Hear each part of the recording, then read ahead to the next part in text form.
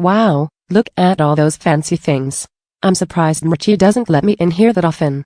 I wonder what these things do.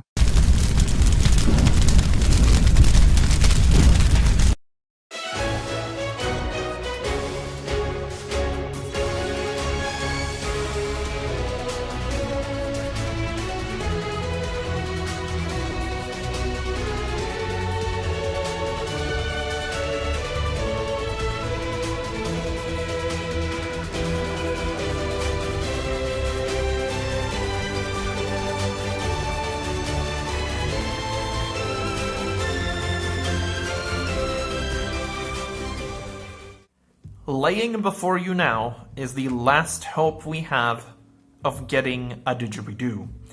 If we do not pull it from this, I'm gonna get incredibly sad.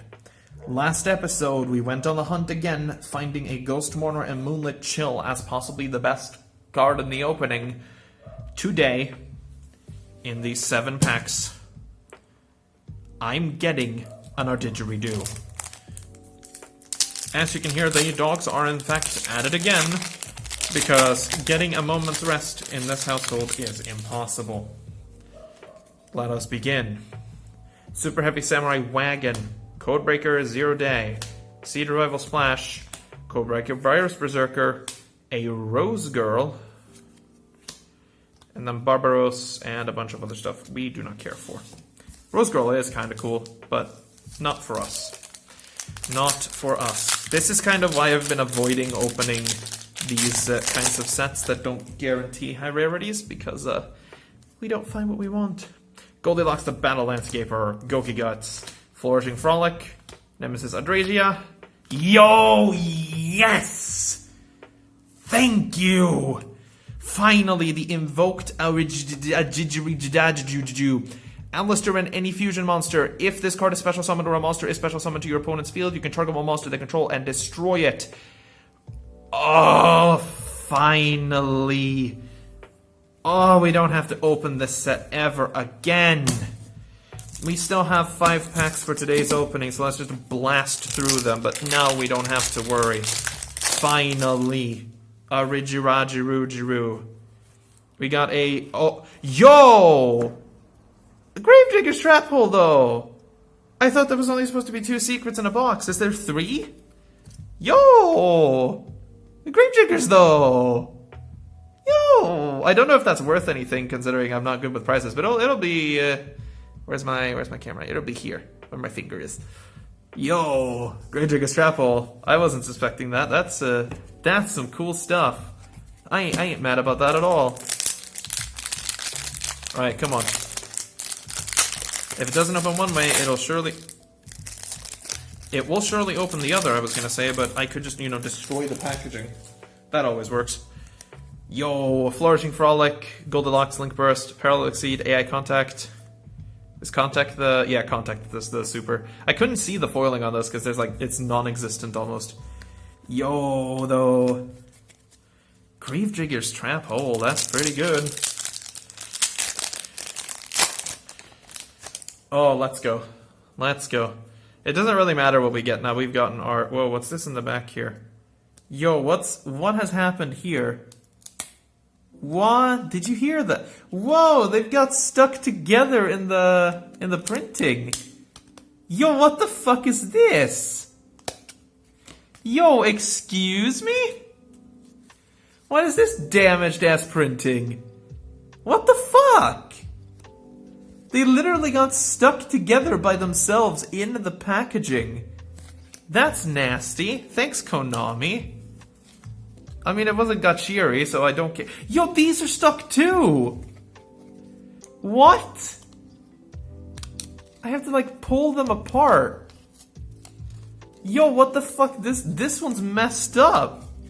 Lucky it wasn't one of, the secret in it. Holy crap. What is wrong with that packaging? I've never seen that before. Don't tell me the rest. No, this one's fine. What the fuck? It was only that pack. Yo. Here we go.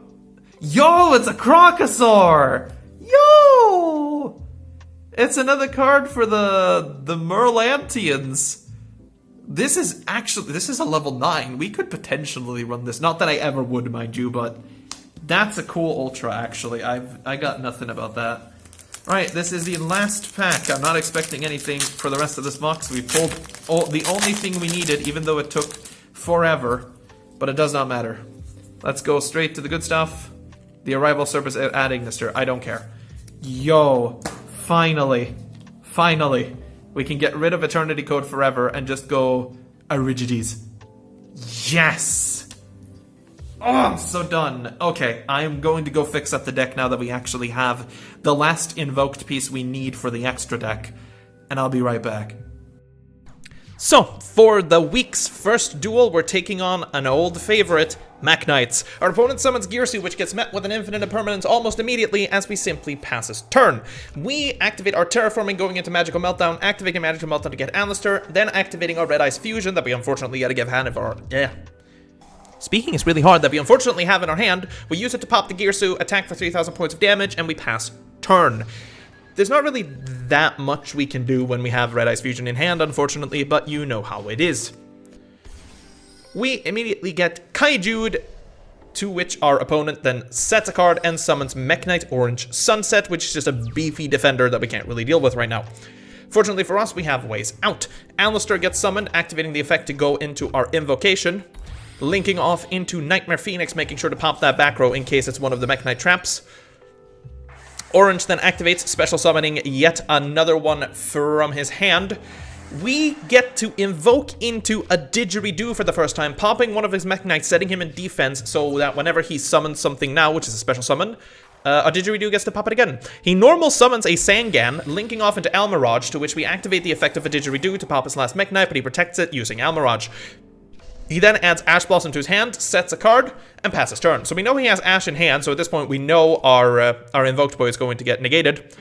So instead, we decide to set our Falco, activate the face-down Super Polymerization, getting rid of his Mekk-Knight, summoning our Construct onto the field, and to this, our opponent knows it's over, and scoops.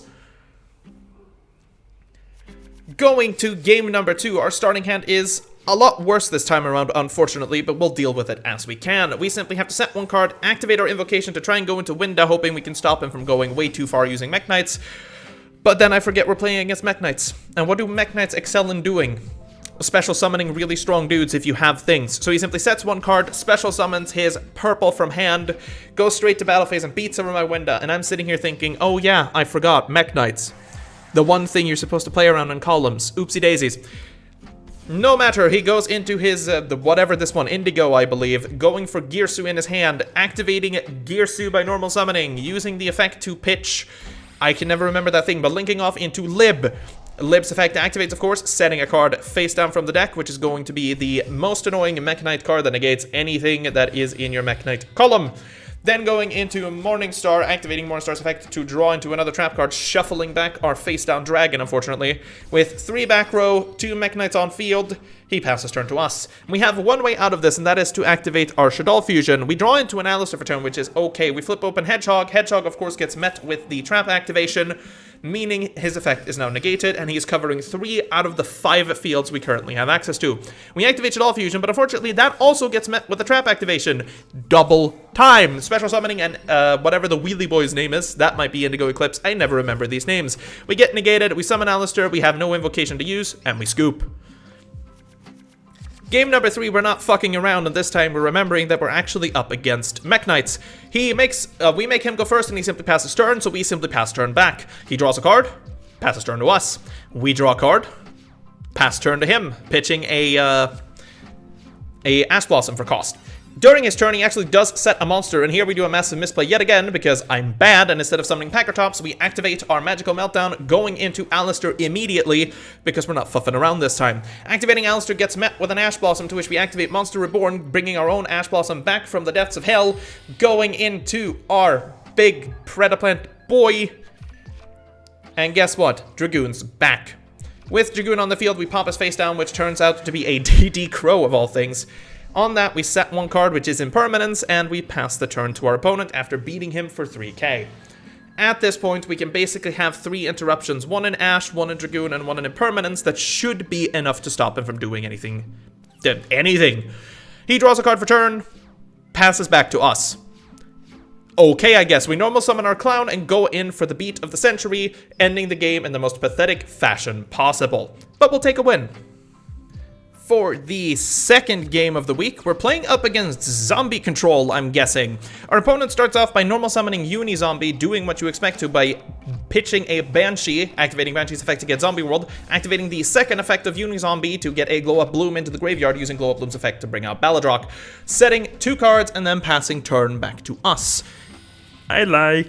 Vampire Sucker comes out, and then of course Baladrock returns during the standby phase. So with a Vampire Sucker, he then decides to use Vampire Sucker's effect to draw a card once Baladrock is summoned, but this allows us to go into our Shaddoll Fusion combo. So Shaddoll Fusion will bring out Construct, of course, as we chain the best we can, Baladrock negating the effect of Dragon to pop the Zombie World, which in our case is fine. It's not great. We do drop the Incarnation, go into Cross Sheep, but Cross Sheep gets met with a Solemn Judgment. Oof. No matter here, however, as we attempt to activate Construct effect, what the fuck is talking? It gets met with Baladrock's second effect, banishing it. However, we are still able to combo using Monster Reborn and our still available normal summon to go into our Dragoon. And what do you know, our opponent has low enough life that we can simply pop both of his monsters and end the duel before attacking. Solemn Judgment is a scary card bringing up against a Dragoon. Game number 2. Our starting hand this time is far worse, as we don't really have a combo piece to speak of. Zombie World comes down immediately, activating Foolish Burial for a Glow-Up Bloom, Bulb, whatever the name is, gets a Baladrock. It's Bloom. Okay. He does attempt to activate Bigfoot in hand, but it fizzles by hitting itself. We activate our Magical Meltdown, firing off a Red Eyes Fusion to go for Baladrock immediately, attempting to destroy Baladrock, triggering Baladrock's effect, which we negate, and our opponent scoops immediately. 2-0. So for the last duel of today, we're playing up against an old favorite of ours, Zoodiac Eldlich. Great. Our opponent starts off by activating Zoodiac Barrage, which goes into Ramram. Of course, you know what's coming from here. Tiger Mortar then gets summoned onto the field, which overlays into Trident, and we can already, at this point, assume what he's playing. Nadir's Servant gets activated, fetching Ecclesia to the hand, which special summons itself, of course, to go look for punishment. Our opponent then proceeds to set 2 cards, one of which is quite obviously punishment, and then passes turn to us, activating Terraclad to draw himself into the Fleur-de-Lis is the name. I keep forgetting them. We activate our Alistair, which gets hit with an Ash Blossom, unfortunately, as we activate our El Shaddoll Fusion, as he uses Trident's effect to pop our Alistair for some reason, but we go into Construct using Dragon to pop one of the back row. He activates Fleur-de-Lis and then Dogmatika Punishment. Punishment, of course, popping our Construct. Fleur-de-Lis now getting summoned to negate nothing. Thanks to this, we're able to mill a Shaddoll Fusion that we can now pick back up using Construct's effect, which allows us to pop off thanks to the fact that Trident's on field. With Construct number 2 now on the board thanks to Shaddoll Fusion, we are able to do our normal combo, to which our opponent responds by activating Elixir of Scarlet Sanguine. This, of course, special summons Eldlich, and at this point we just have to pop off or essentially lose the game. Our opponent now has no macro, no interruption, so we're able to use our second Clown's effect to get Hat-Tricker onto the field, and we can now start our Link business. We go into Cross Sheep, of course, activating Incarnation in our graveyard after retrieving a Falco from the grave. Or sorry, an El Shaddoll Fusion from the grave. Ariel's effect, of course, special summons our Construct onto the board, which starts the chain yet again, bringing our Clown back once more, dumping a Hedgehog, because it is the last Shaddoll we haven't used yet. We overlay, what the fuck am I talking about? We link into Borrelsword Dragon, going into our Predaplant Verte Anaconda, which, of course, is going to bring us Daddy Dragoon. With Dragoon on the board, we now proceed to pop as many monsters as possible for damage reasons, as our opponent scoops. Game number 2, and our starting hand is similarly decent to how it was previously. Our opponent activates Fire Formation Tenki, which gives him Ram, which yet again brings him into the Zoodiac place, going into Trident. Then, of course, another Nadir Servant gets played, so we're just kind of screwed regardless, which, of course, brings him Ecclesia, which gets special summoned, but this time he grabs Fleur-de-Lis to hand, meaning he probably already has the punishment. He sets 2 cards and passes turn to us, activating Titanclad to grant Maximus to hand. We draw a Super Poly for turn, which isn't great, so we are forced to use our Gamma Seal to get rid of his Zoodiac, activating Foolish Burial to get a Dragon on the board by pitching a Wendy to Grave, activating Super Poly to get rid of his Ecclesia to go into Construct and hopefully make a play from here. Dragon's effect is going to pop one of his back row, which gets met with the punishment, unfortunately, but we do manage to pop his second back row. We are forced to set our second Dragon and pass the turn, to which Conquistador's effect activates, setting a Scarlet Sanguine. At this point, Scarlet Sanguine gets flipped during his draw phase to bring out Eldlich, and he has the beat squad of a century. During the main phase, he simply skips and goes straight into battle phase, where he punches into our dragon. As we attempt to use Dragon's effect, he chains it to Forbidden Droplet, meaning he punches through our defenses and we're basically screwed at this point. He exiles his Sanguine to set himself a Conquistador, and at this point we just have to hope for the best. We set a Wendy knowing that we need its effect to activate, so we activate our Incarnation Engraved to flip it up, giving ourselves a beast face up. The whole reason we do this is to hope to bring out a Dragoon to pop the board. We go into our construct using Monster Reborn, popping a Falco to the grave so we can bring back Falco in case he has to punch over it to bring back something from the grave later. We go into battle phase and we do a bit of a misplay here as we pop his Eldlich, not thinking about the consequences. We go to main phase 2 where we link off into the Anaconda to get our Dragoon, and the only reason we did this was to avoid the Conquistador that was in the back row there. We use Dragoon to pop our own Gamma Seal, dealing 2,200 points of damage to our opponent, and then pass turn. During his turn, he activates Cursed Eldland, of course. The only thing we can negate using Dragoon here is Eldlich's effect, and if we don't, we're going to lose. He activates Eldlich's effect, getting rid of a hack hero, to which we negate it immediately, to which he special summons Maximus. Maximus, of course, is going to allow him to also special summon Fleur-de-Lis, that we knew was in his hand. It's not technically Maximus. We then have to discard 2 extra deck monsters. We decide to go for Shekinaga and our Apkalone. But unfortunately, our Dragoon gets dealt with thanks to this, and we are forced to use whatever we have left. Our opponent then sets an Eldixir, which is going to give him, of course, here it comes again. Eldlich is back on the board once again, and we have no Dragoon to deal with him this time as he flips open Conquistador, and with Conquistador, he's going to choose to pop our Anaconda, which is interesting, but I kind of see the play. At this point, we flip open Falco because it is literally the only play we have left as we bring back Beast face down, hoping to use it to draw 2 cards later. We activate Shaddoll Fusion, getting rid of our Nibiru in hand, as well as the Falco to give ourselves a second construct so that we can send a Hedgehog and grab a Squamata to hand. The only reason we're doing this at this point is to sort of filter our hand out. We go for constructs, multiples, and we punch through both of the Dogmatika monsters, and we simply end our turn on that, knowing he has only a special summon Eldlich that can really do anything to us. He activates a second Eldlich in hand, unfortunately, by getting rid of his Tenki, meaning he now has a very beefy boy that we unfortunately can't deal with. He uses it to go straight over one of our constructs, which is bad for us, I suppose, but it does grant us another card from the graveyard, which is going to be Shaddoll Fusion. At this point, we draw into a Clown, which isn't what we need, so we flip open our Shaddoll Beast, hoping to draw into something better, and we draw into Magical Meltdown and Ash, which is the perfect combination of cards. We activate Magical Meltdown to grab Alistair. Alistair's going to allow us to get Invocation and then go into Purgatrio, but he scoops, meaning we take the win. Another week passes, drawing us closer to the series conclusion. Don't let that discourage you, you still have plenty of steam left in you. Speaking of which, your opponent today has much of the same. Mihalu wants to redeem the Dragoon Link matchup from last week. Think you got what it takes to stop him? I beat it last week, I'll do it again. That's what I like to hear. Good luck. So, for our viewer duel this week, we are going up against Dragoon Link, which is the new hot thing, apparently. Quick Launch will start us off, which fetches Rocket Synchron. Rocket Synchron, of course, linking off into Striker Dragon. Attempting to activate its effect, we hit it with an Ash Blossom, but the Rocket Tracer is already in hand, unfortunately. Rocket Tracer and Striker Dragon gets linked off into Predator Anaconda, which is going to bring out, well, Dragoon. Is there any other option here? Dragoon gets summoned out as turn is passed to us, and we do have quite a few ways to get out of a Dragoon. We set a card and activate our Super Poly to get rid of Dragoon, going into Winda, still allowing us to have our Shaddoll Fusion in order to go into Construct. Construct gets summoned onto the board, and the best thing we can do here is just punch in for as much damage as possible, but we decide to send our Incarnation to the grave for later. Winda beats into the Predaplant Verti Anaconda. Construct beats in for 2,800 points of damage as we pass turn to our opponent, hoping that he can't really have anything in response. He draws his card for turn, activates Dragon Ravine, and scoops them up. Game number 2, we're not going to have as easy of a time, but we do have a pretty good sideboard against Dragon Link at this point. So our opponent is going to start off the combo immediately, going back into Rocket Dragon Go Boom, but yeah, Boot Sector Launch. You know how this works. I wish I could explain how these combos work, but I never remember them.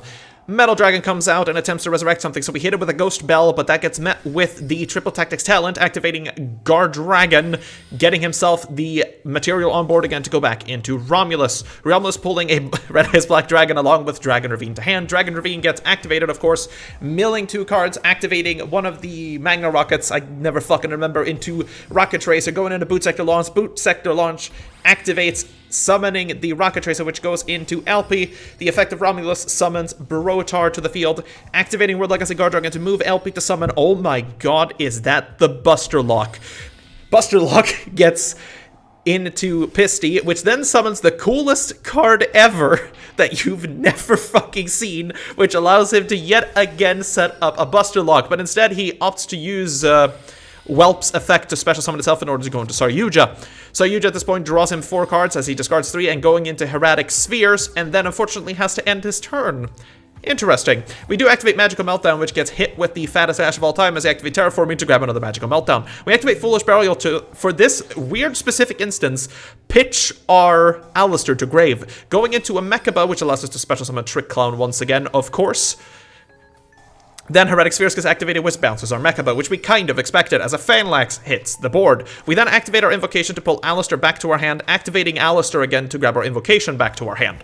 We are not going to fire this off quite yet, however, as we decide to go into our own Anaconda this time and pleating out our Dragoon.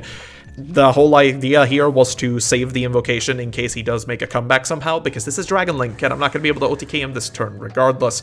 We use Dragoon's effect to punch through both of his creatures and deal a 3,500 bops of damage to our opponent, and then we're simply put to wait. Now, could we have played this and ended the game right here? Probably, but it doesn't matter. Our opponent then activates Boot Sector Launch again, getting Rocket Tracer and the tiny one, whatever the name of it is that I never remember, summoning Seifert as a normal summon, which we are unfortunately forced to use our Dragoon Negate on because otherwise he could very easily swarm the board. He does, however, manage to get a Borreload Savage Dragon with 4 counters on it, meaning it is absolutely fucking massive, and he will have no issue whatsoever punching over our Dragoon. He can then activate the motherfricking DMZ Dragon in his graveyard to give it another attack by destroying Saryuja, which kind of fucks over our comeback plan here. But this is why we kept our Invocation. We activate Invocation, which gets hit with a negate from Borreload Savage, forgetting that Magical Meltdown's in play. We then go into our newly found Audigeridoo and popping his Borreload Savage like it's nothing. He then summons Brotar back from his graveyard, which we can definitely deal with as he draws himself 11 year to hand. We then activate Alistair's effect, of course, normal summoning Alistair to get ourselves our Invocation back, special summoning the Hat Tricker in attack position this time, which is going to end up being important, activating Invocation to going into Purgatory, and with that, we have exact lethal on board. Holy crap, was that lucky? But good game, man. That was a very solid duel through and through, and it could have gone either way because, you know, I'm not that good at card games. But regardless, we've managed to do something astonishing this week. We took 4 wins. It's a flawless episode. How the fuck is this possible? Has her luck finally turned around to the point where we can actually start winning? Or did we just match up against opponents who may or may not have known what they were doing? Excluding our patron, of course, because he's fucking good at this game. Regardless, this is amazing. A whole plethora of star chips are now in our possession, awaiting the final episode. We need more, but this is definitely a good start. But regardless, if you enjoyed watching this week's episode, I highly suggest you press the subscribe button. You'll get to see more of the shit that I do. Press the like button down below because it pleases the algorithm, as well as leaving a comment whether or not you enjoyed the video, because guess what? I like reading the hate comments. They're fun. People poke fun of me all the time. It doesn't make me depressed or anything. Promise. Regardless, whether or not you enjoyed, I do hope you stay safe out there.